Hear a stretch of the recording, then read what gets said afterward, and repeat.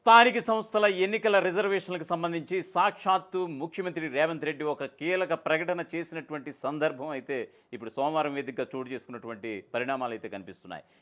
ఒకవైపు పిఏసీ, మరోవైపు టీపీసీసీ ఈ యొక్క సంయుక్త సమావేశాలు జరగకుండానే, మరోవైపు కేబినెట్లో ఎటువంటి నిర్ణయం తీసుకోకుండానే సాక్షాత్తు ఆయన ఒక ముఖ్యమైనటువంటి కార్యక్రమానికి ఒక ముఖ్య అతిథిగా హాజరైనటువంటి వేళ ఆయన ఇచ్చినటువంటి ఒక స్టేట్మెంట్, బీసీ రిజర్వేషన్లపై బీజేపీ, మరోవైపు బీఆర్ఎస్ తీరుని ఎండగడుతూ ఆయన ఇచ్చినటువంటి స్టేట్మెంట్, పాత పద్ధతిలోనే 42% రిజర్వేషన్లు, పాత పద్ధతిలోనే రిజర్వేషన్లు అమలయ్యేలాగా స్థానిక సంస్థల ఎన్నికలు నిర్వహించేలా చూస్తామన్నట్లుగా ఆయన వ్యాఖ్యలను బట్టి అర్థమవుతోంది. మరోవైపు బీసీలకు అన్యాయం చేసింది ఫస్ట్ ఆఫ్ ఆల్ బీఆర్ఎస్ అధినేత కేసీఆర్ అయితే, మరోవైపు నేడు బీసీ బిల్లులను ఆమోదించకుండా బీజేపీ, మరి ముఖ్యంగా మోదీ కావచ్చు, స్టేట్ బీజేపీ కావచ్చు, ఇవన్నీ డ్రామాలు ఆడుతున్నాయంటూ కూడా ఆయన తీవ్ర స్థాయిలో ఫైర్ అయినటువంటి సందర్భం. దీనికి సంబంధించినటువంటి పూర్తి స్థాయి అప్డేట్ ఒకసారి చూద్దాం. బీసీలకు విద్య, ఉద్యోగ, ఉపాధితో పాటు రాజకీయాల్లో 42% రిజర్వేషన్లు కల్పించాలని 2 వేర్వేరు చట్టాలు చేసి కేంద్రానికి పంపించామని, కానీ కేంద్రం ఆమోదించకుండా అన్యాయం చేస్తోందని ముఖ్యమంత్రి రేవంత్ రెడ్డి సంచలన వ్యాఖ్యలు చేశారు.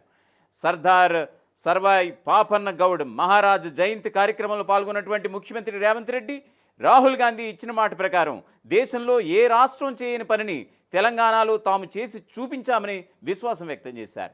పక్కా ప్రణాళిక ప్రకారం శాస్త్రీయంగా కులగణన చేసి చూపించాం. కులగణన ద్వారా బహుజనుల సంఖ్య 56.33%గా తేల్చాం. బీసీలకు 42% రిజర్వేషన్లు కల్పిస్తూ 2 వేర్వేరు చట్టాలు చేసి కేంద్రానికి పంపాం. కానీ కేంద్రం ఆమోదించకుండా అన్యాయం చేస్తుందంటూ కూడా సాక్షాత్తు ముఖ్యమంత్రి రేవంత్ రెడ్డి ఒక ముఖ్య వేదిక పైన ఆయన ఒక ముఖ్య అతిథిగా హాజరైనటువంటి సందర్భాన ఆయన ఈ యొక్క ధ్వజమెత్తినటువంటి పరిస్థితి అయితే కనిపిస్తోంది. గత ప్రభుత్వంలో మాజీ ముఖ్యమంత్రి కేసీఆర్ చేసినటువంటి చట్టం బీసీలకు నేడు శాపంగా మారిపోయింది. అందుకే చట్టాన్ని సవరిస్తూ ఆర్డినెన్స్ సైతం తీసుకొచ్చి గవర్నర్కి పంపితే, గవర్నర్ ఏమో రాష్ట్రపతికి పంపారు. 5 నెలలు గడిచినా కూడా బిల్లును ఆమోదించకపోవడంతో బహుజనుల కోసం ఢిల్లీలో కూడా ధర్నా చేశామంటూ కూడా రేవంత్ రెడ్డి ఈ సందర్భంగా గుర్తు చేశారు. బహుజనుల కోసం బీజేపీ, బీఆర్ఎస్ ఆ ధర్నాకు ఎందుకు రాలేదని ప్రశ్నించారు. బీసీ రిజర్వేషన్లు అడ్డుకుంటోంది కిషన్ రెడ్డి, మోదీ కాదా అంటూ కూడా, మత ప్రాతిపదికన రిజర్వేషన్లు చట్టంలోనే లేదు, ఎందుకు అబద్ధాలతో బహుజనులకు అన్యాయం చేయాలని చూస్తున్నారు అని రేవంత్ సూటిగా ప్రశ్నించారు. నాగపూర్, గుజరాత్, యూపీలలో బీసీలలో ముస్లింలకు రిజర్వేషన్లను తొలగించగలరా?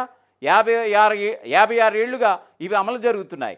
మతం ముసుగులో బహుజనుల రిజర్వేషన్లు అడ్డుకుంటున్నారంటూ కూడా ఆయన కేంద్ర ప్రభుత్వ తీరుని ఆరోపించినటువంటి పరిస్థితి అయితే కనిపిస్తోంది.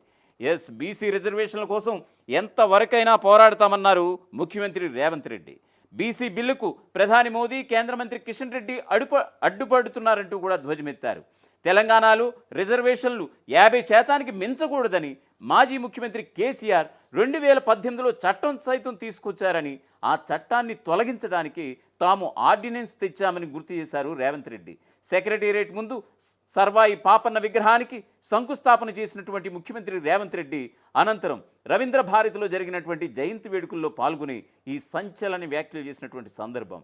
ఈ సందర్భంగా మాట్లాడినటువంటి ఆయన 6 నెలలుగా బీసీ రిజర్వేషన్ బిల్లు రాష్ట్రపతి దగ్గర పెండింగ్లో ఉందని ఆక్షేపించారు. సెప్టెంబర్ 30 లోపు స్థానిక సంస్థలు నిర్వహించాలంటే చట్టం అడ్డంకిగా ఉందని కూడా గుర్తు చేశారు. బీసీ రిజర్వేషన్ బిల్లు ఆమోదం కోసం ఢిల్లీలో ధర్నా చేశామని గుర్తు చేశారు. బీసీ రిజర్వేషన్లపై బీజేపీ నేతలు మొండి వాదన చేస్తున్నారంటూ కూడా ఫైర్ అయ్యారు ముఖ్యమంత్రి. తెలంగాణలో 56.33% వెనుకబడిన వర్గాల ప్రజలు ఉన్నారని గుర్తు చేశారు ముఖ్యమంత్రి రేవంత్. బలహీన వర్గాల బిల్లు రాష్ట్రపతి దగ్గర పెండింగ్లో ఉందని, ఇది దారుణం అంటూ కూడా చెప్పుకొచ్చారు. మత ప్రాతిక రిజర్వేషన్లకు తావులేదన్నారు రేవంత్ రెడ్డి. బీసీలు కూడా రాజ్యాధికారంలో భాగం కావాలన్నారు. తాము చేసిన బిల్లులో మత ప్రాతిపదికన రిజర్వేషన్లు ఉంటే చూపించాలని సవాల్ చేశారు ముఖ్యమంత్రి రేవంత్ రెడ్డి. 42% బీసీ రిజర్వేషన్లకు చట్టబద్ధత కల్పించాలని రాష్ట్ర ప్రభుత్వ పరంగా చిత్తశుద్ధితో అన్ని మార్గాల్లో ప్రయత్నాలు చేస్తున్నామని, కేంద్రం నుంచి ఏ మాత్రం సహకారం లభించడం లేదని సీఎం రేవంత్ రెడ్డి ఫైర్ అయ్యారు. రిజర్వేషన్ల బిల్లులను ఆమోదించుకునేందుకు 3 రోజులుగా ఢిల్లీలో ప్రయత్నించామని, ఇందుకోసం రాష్ట్ర మంత్రులు కూడా ఢిల్లీలో ఉన్నారని గుర్తు చేశారు. వెంటనే బిల్లులను ఆమోదించాలని రాష్ట్రపతికి తాము చేసినటువంటి విజ్ఞప్తిని ఈ ఈ కార్యక్రమం ద్వారా ఆయన గుర్తు చేసినటువంటి సందర్భం. బిల్లులు ఆమోదం కోరుతూ జంతర్ మంత్రులు తాము చేసినటువంటి ధర్నాకు ఇండియా కూటమిలోని వివిధ పార్టీలకు చెందినటువంటి 100 మంది ఎంపీలు హాజరై మద్దతుగా నిలిచారని గుర్తు చేశారు. లోక్సభ, రాజ్యసభలో ప్రతిపక్ష నేతలు రాహుల్ గాంధీ, మల్లికార్జున్ ఖర్గే ఈ బిల్లులపై చర్చకు వాయిదా తీర్మానాలు ఇస్తే కేంద్ర ప్రభుత్వం తోసిపుచ్చుతుందని కూడా గుర్తు చేశారు. సెప్టెంబర్ 30లోగా పంచాయతీ ఎన్నికలు నిర్వహించాలనేది తమ లక్ష్యంగా చెప్పుకొచ్చారు ముఖ్యమంత్రి రేవంత్ రెడ్డి. బీసీ రిజర్వేషన్ల కోసం ఇక ముందు ఏం చేయాలనే దానిపై తెలంగాణకు వెళ్ళిన తర్వాత పొలిటికల్ అడ్వైజరీ కమిటీతో భేటీ అవుతానని కూడా చెప్పుకొచ్చారు. ఆల్రెడీ ఈ నెల 22న ఆయన ఢిల్లీ పర్యటన ఉంది, ముఖ్యమంత్రి రేవంత్ రెడ్డి పర్యటన. సో వాస్తవానికి ఈ నెల 16, 17 తేదీల్లో పిఏసి అలాగే పిసిసి ఈ యొక్క 2 కమిటీలు సంయుక్త సమావేశం నిర్వహించి ఈ బీసీలకు రిజర్వేషన్ల అంశం పైన, మరీ ముఖ్యంగా స్థానిక సంస్థల ఎన్నికలపైన ఎలా వెళ్ళాలి అనేటువంటి ఒక బలమైనటువంటి వాదన నిజంగా టీపీసీసీ నుంచి వచ్చింది, తెలంగాణ సెక్రటేరియట్ వర్గాల నుంచి వచ్చింది. అయితే భారీ వర్షాల కారణంగా ఈ యొక్క పీసీసీ కానీ మరోవైపు టీపీసీసీ ఈ యొక్క పిఏసీ భేటీ కూడా జరగలేదు. సో భారీ వర్షాల నేపథ్యంలో ఆ రకంగా మేము ముందుకు వెళ్తున్న మూలన ఖచ్చితంగా ఈ భేటీలు వాయిదా వేసుకోవాల్సి వస్తోంది అంటూ కూడా చెప్పుకొచ్చినటువంటి ప్రభుత్వం క్యాబినెట్ భేటీని కూడా వాయిదా వేస్తూ వచ్చింది. సో ఈ క్రమంలో 22న ముఖ్యమంత్రి రేవంత్ రెడ్డి ఢిల్లీ వెళ్ళబోతున్నారు.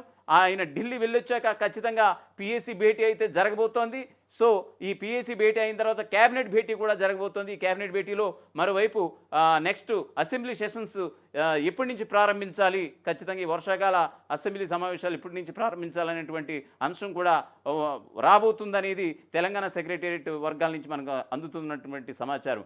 ఏదేమైనా సరే బీసీ రిజర్వేషన్ల బిల్లుపై సాక్షాత్తు ఈ యొక్క కార్యక్రమం ఈరోజు ఏదైతే సోమవారం తెలంగాణ సెక్రటేరియట్ వేదికగా జరిగినటువంటి, తెలంగాణ సెక్రటేరియట్ ఎదురుగా జరిగినటువంటి ఒక కార్యక్రమం ఏదైతే ఉందో, ముఖ్యమంత్రి రేవంత్ రెడ్డి ఇచ్చినటువంటి స్టేట్మెంట్స్ ఖచ్చితంగా ఈ యొక్క సాక్షాత్కరిస్తున్నాయి. బీసీ రిజర్వేషన్లు పాత పద్ధతిలోనే జరిగేలాగా, స్థానిక సంస్థలకు వెళ్ళేలాగా ఇప్పుడు అధికార యంత్రాంగం కూడా సిద్ధంగా ఉందానంటే కనుక ఎస్, ఈ ఆయన వ్యాఖ్యలన్నీ కూడా దీనికి అర్థం పడుతున్నాయని కూడా చాలామంది చెప్పుకొస్తున్నారు. విద్యా ఉద్యోగ అవకాశాలలో 42% రిజర్వేషన్లు ఒక బిల్లు, స్థానిక సంస్థల్లో 42% ఇంకొక బిల్లు ఆమోదింపజేసి గవర్నర్ గారికి పంపిస్తే గవర్నర్ గారు అవి రాష్ట్రపతి గారికి పంపించారు రాష్ట్రపతి ఆమోదం కోసం. 5 నెలలుగా వస్తుంది, అవి అక్కడనే ఉన్నాయి. 42% బలహీన వర్గాలకు రిజర్వేషన్లు అమలు చేయాలంటే ఎస్సీ, ఎస్టీ ఇవన్నీ కలిపితే దాదాపుగా 70% వరకు రిజర్వేషన్లు పెరిగే అవకాశం ఉన్నది. చంద్రశేఖరరావు గారు 2018లో పంచాయతీరాజ్ యాక్ట్ను తీసుకొచ్చిండు. వారు చేసిన చట్టం తెలంగాణ రాష్ట్రంలో 50%కి మించి ఎవ్వరికి రిజర్వేషన్లు ఇవ్వకుండా, పక్కడబందిగా 50% మించకుండా 2018లో పంచాయతీరాజ్ యాక్ట్ను చంద్రశేఖరరావు గారు తీసుకొచ్చి చట్టం చేసిండు. ఇవాళ చట్టమే మనకు అడ్డంకిగా మారింది. స్థానిక సంస్థల్లో కానీ ఈరోజు స్థానిక సంస్థల్లో రిజర్వేషన్లు ఇవ్వాలి అని అంటే, నోటిఫికేషన్ ఇవ్వాలి అంటే 2018లో ఆనాటి ప్రభుత్వం చేసిన పంచాయతీరాజ్ యాక్ట్ ఈరోజు అడ్డంకిగా మారింది. దాన్ని కూడా తక్షణమే కోర్టు ఆదేశాలు ఇచ్చింది, సెప్టెంబర్ 30 లోపల మీరు స్థానిక సంస్థల ఎన్నికలను నిర్వహించండి అని.